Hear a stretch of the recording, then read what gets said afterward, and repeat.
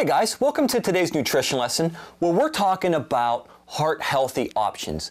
So our goals are going to be moving forward here is to make sure that you're not getting too much saturated fat in your daily diets as well as too much dietary cholesterol. So I'm going to show you a few products today and ways that you can, do a better job of managing those things and helping you improving not only your dietary cholesterol and saturated fat intake, but to also improve your blood cholesterol levels, which is essential for heart health. So let's take a look at a few things here today. But before we do, remember that as you log your foods on a daily basis and you notice your goals at the bottom of those pages, your goal is to stay under 300 milligrams of dietary cholesterol per day. So you don't want to get more than that. And then your goal for saturated fat is less than 7% of your upper limit calorie budgets. So that's already all automatically calculated for you with all that stuff. So your goal is to try to, on most days at least, keep yourself with a green smiley face for your saturated fat and your dietary cholesterol. And you'll go a long way into helping you better manage your blood cholesterol levels and significantly reduce your risk for heart disease and strokes and things like that. So the question that I want to present to you today is, what's better, butter or margarine? And it's a question that you hear a lot, and there's a lot of different views out there as to which is better. But one of the things that you have to realize whenever you talk about which is better, butter or margarine, is that saturated fats and trans fats are the biggest culprits in raising your blood cholesterol levels. So with butter, butter is primarily all saturated fat, which saturated fat raises your dietary cholesterol levels. It makes your LDL or bad cholesterol go up, and trans fats will do the same. Now, since butter is primarily saturated fat, then you would think that margarines are necessarily better because, they're not primarily saturated fats. They're the mono and polyunsaturated fat. But what happens is, during the processing and making of the margarine, you get a lot of those hydrogenated, partially hydrogenated oils, or, as we know, aka trans fats. So you have to be very aware when it comes to, looking at food labels and knowing what's there. And way back at the beginning of the program, you learned how to spot trans fats. You turn the ingredients list over and you look for, in the ingredients, you're looking for words such as hydrogenated or partially hydrogenated. And if they're in there, even if the label is touting no grams of trans fats and whatnot, you know that it's a little white label lie and that there are trans fats in there. So you want to try to eliminate those as much as you can from your diet. So now you're probably like, well, okay, then what do I choose? Well, one thing that I want you to be aware of, okay, this is a stick of margarine. The harder the margarine, okay, the harder the margarine, the more trans fats that the margarine's going to contain. The softer the margarine, the less trans fats that a stick of margarine is going to contain. So the softer that it is, the healthier it typically will be, and it'll be full of all the other oils, whether it's made with soybean, canola, or some of the other vegetable oils. The softer that it is, the healthier that it's going to be because there's going to be less trans fat. Still not guarantee that there's going to be trans fat free. You always got to check the ingredients list for that. But typically you're going to find that that's going to be a healthier choice. So if you had to pick between what's better, butter or margarine, you're going to be better off for heart health choosing a margarine, a soft margarine that does not have any hydrogenated or partially hydrogenated ingredients in the product.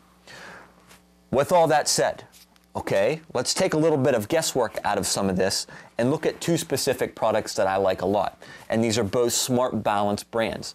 And this one here is, as you can see, this is made with extra virgin olive oil. Okay, a lot of the other ones are going to be primarily made with soybean oils and things like that. And remember, olive oil and canola oil are your two healthiest oils. So this one is primarily made with olive oil, and you can cook with it. You can do pretty much whatever you wanted to with it. You can spread it on bread and all those other things, where the one I'm going to show you next really is just a spreadable one.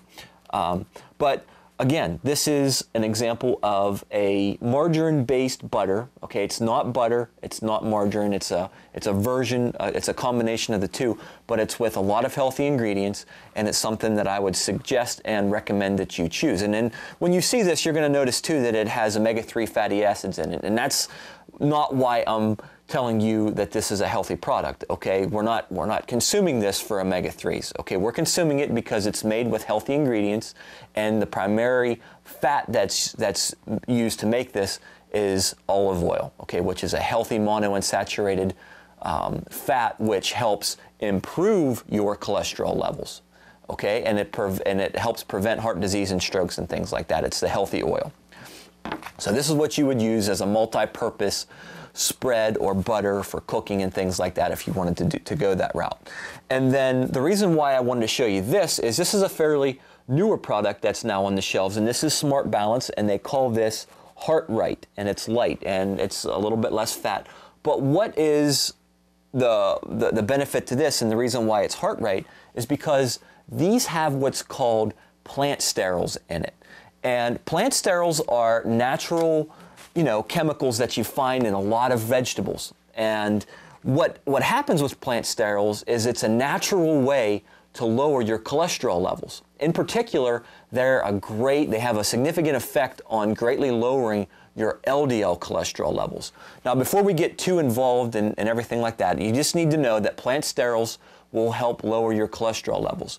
And if you're going to choose a butter like this, okay, or a spreadable margarine butter mixture, which is what this is, when you find a product that has some plant sterols in it like this, it's not too bad to go with. Now, this is a spreadable margarine butter. This is not something that you would cook with. You would only put this on maybe a slice of bread or a whole wheat roll that you would have for dinner if you wanted to do that and you had room in your calorie budget.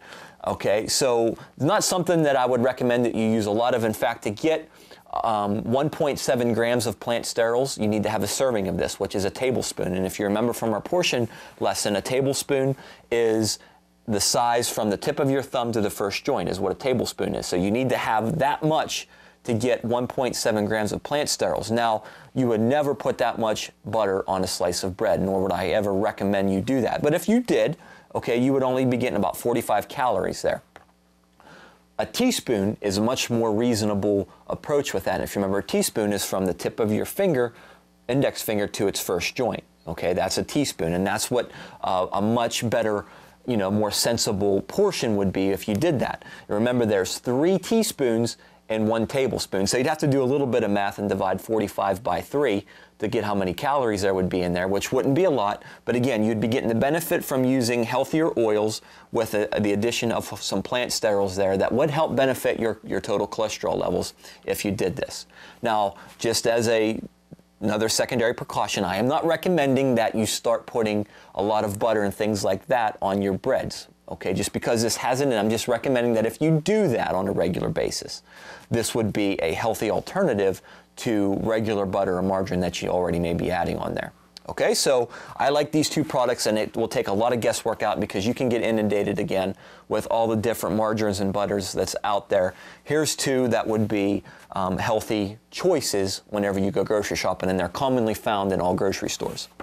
And then lastly, what I wanted to show you here is dietary cholesterol that you get from eggs and other animal sources affect your blood cholesterol levels. So you want to limit how much you have. Remember, your goal is to consume less than 300 milligrams per day.